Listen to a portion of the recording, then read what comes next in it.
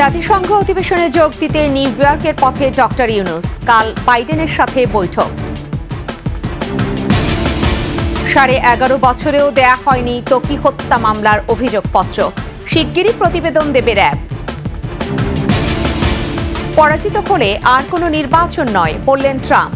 আরেকবার হ্যারিসের বিপক্ষে বিতর্কের প্রস্তাব নাকচ।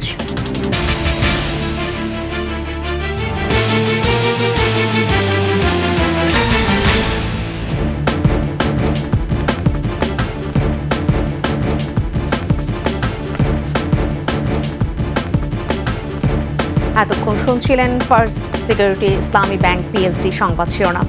প্রত্যেকে আমন্ত্রণ জানাচ্ছি 21 সংবাদে, সাথে থাকছি ফেরদৌসী আহমেদ।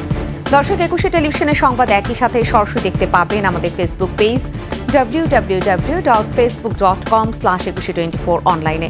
এছাড়া সাবস্ক্রাইব করতে পারেন www.youtube.com/21 চ্যানেলে। জাতিসংঘের সাধারণ পরিষদের ৭৯তম অধিবেশনে যোগ দিতে ঢাকা ছেড়েছেন ডক্টর মোহাম্মদ ইউনূস। আজ ভোরে তিনি নিউ ইয়র্কের উদ্দেশ্যে রওনা হয়েছেন বলে জানিয়েছেন পররাষ্ট্র মন্ত্রণালয়ের পিআরও। মঙ্গলবার সকালে নিউ ইয়র্কে পৌঁছাবেন ডক্টর ইউনূস। সেখানে তিনি মার্কিন প্রেসিডেন্ট জো বাইডেন ছাড়াও বেশ কয়েকটি দ্বিপক্ষীয় বৈঠকে অংশগ্রহণ করবেন। পাকিস্তানের প্রধানমন্ত্রী শেহবাজ শরীফের সঙ্গে বৈঠক হওয়ার কথা রয়েছে তার। আগামী ২৭ তারিখে জাতিসংঘের অধিবেশনে বক্তব্য দিয়ে দেশে ফিরবেন ডক্টর মোহাম্মদ ইউনূস।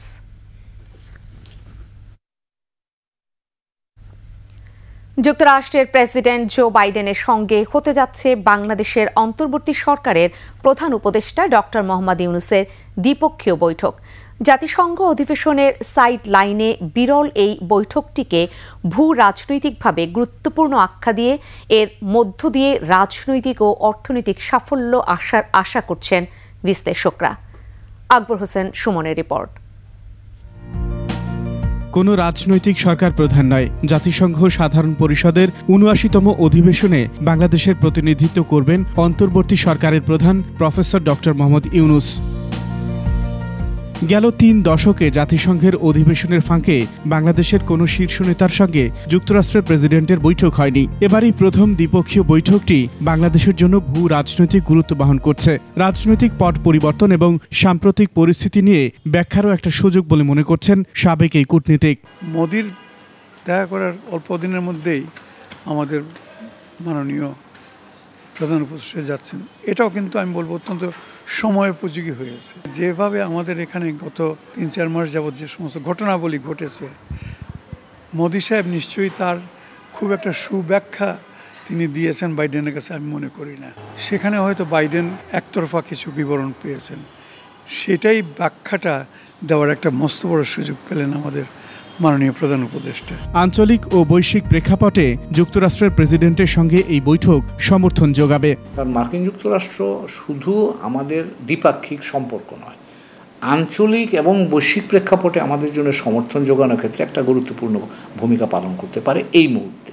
কাজে সেই প্রেক্ষাপটে প্রেসিডেন্ট বাইডেনের সাথে মিটিংটা, এটা আপনি বলতে পারেন যে একটা অতি গুরুত্বপূর্ণ মিটিং। অন্তর্বর্তী সরকারের চেয়ে ব্যক্তি মোহাম্মদ ইউনূসই বেশি প্রাধান্য পাবেন বলে মত বিশেষজ্ঞদের।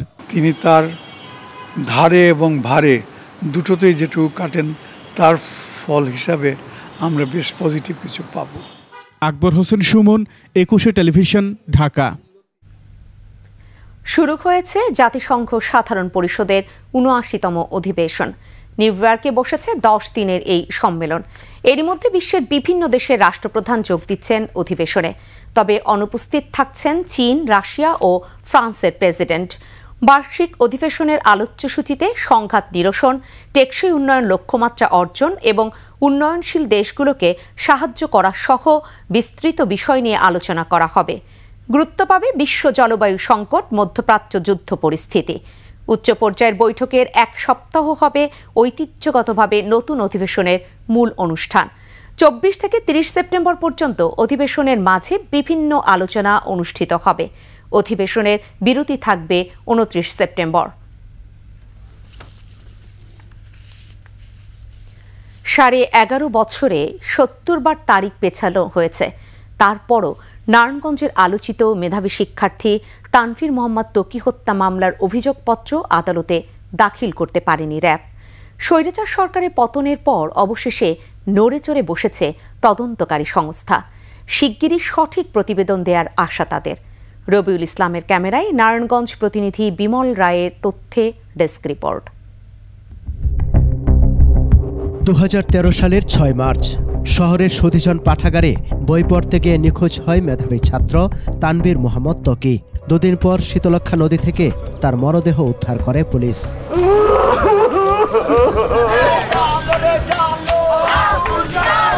আলোচিত এই হত্যাকাণ্ডের পর সারা দেশে হরতাল, সমাবেশ ও মানববন্ধন সহ ব্যাপক প্রতিবাদ হয়।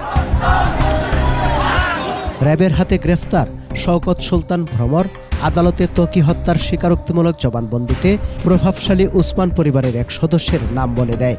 প্রয়াত সংসদ সদস্য নাসিম উসমানের ছেলে আজমেরি উসমানের টর্চার সেলে অভিযান চালিয়ে অনেক আলামতও জব্দ করে র্যাব। এরপর রহস্যজনক কারণে থেমে যায় তদন্ত কাজ। ত্বকির লাশ সে প্রতিজ্ঞা করেছিলাম যে যতদিন পর্যন্ত বিচার না হবে আমরা ঘরে ফিরে যাব না। আমরা কিন্তু সেই প্রতিজ্ঞায় অবিচল আছি। সমস্ত হত্যাকাণ্ডগুলো ওসমান পরিবারের লোকজনের হাত দিয়ে সংগঠিত হয়েছে।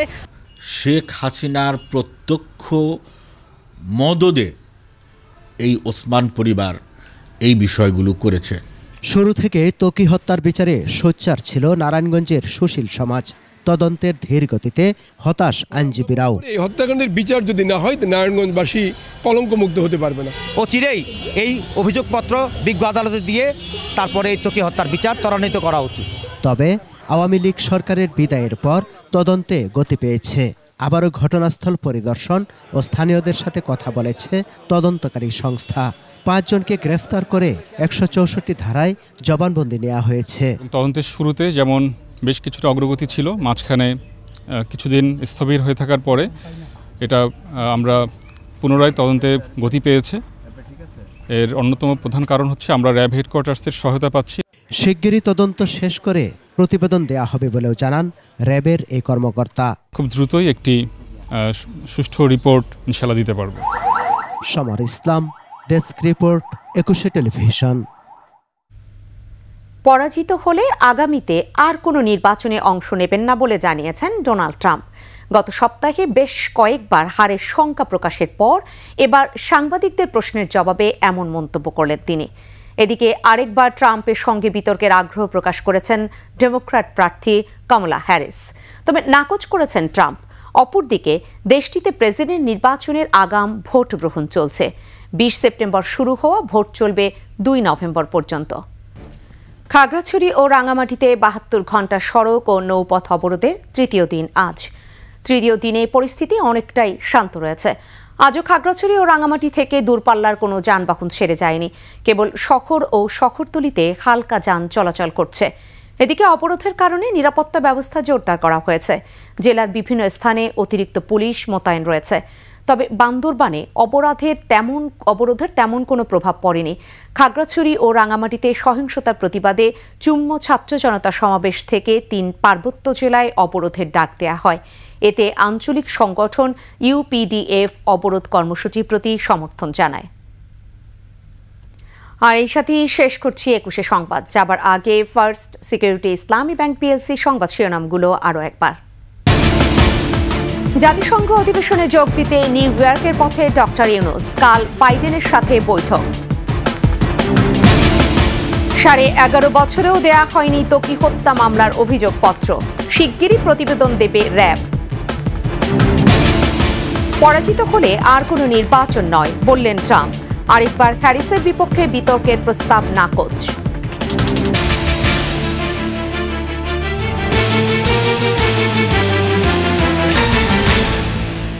সর্বশেষ সংবাদ জানতে ডায়াল করুন 2021 নম্বরে, আর ভিজিট করুন 21-tv.com এই ওয়েবসাইটে।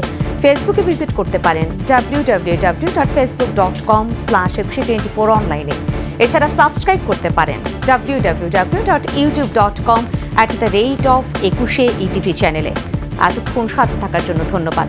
পরবর্তী সংবাদ রয়েছে বেলা 12টা 55 মিনিটে। দেখার আমন্ত্রণ রইল।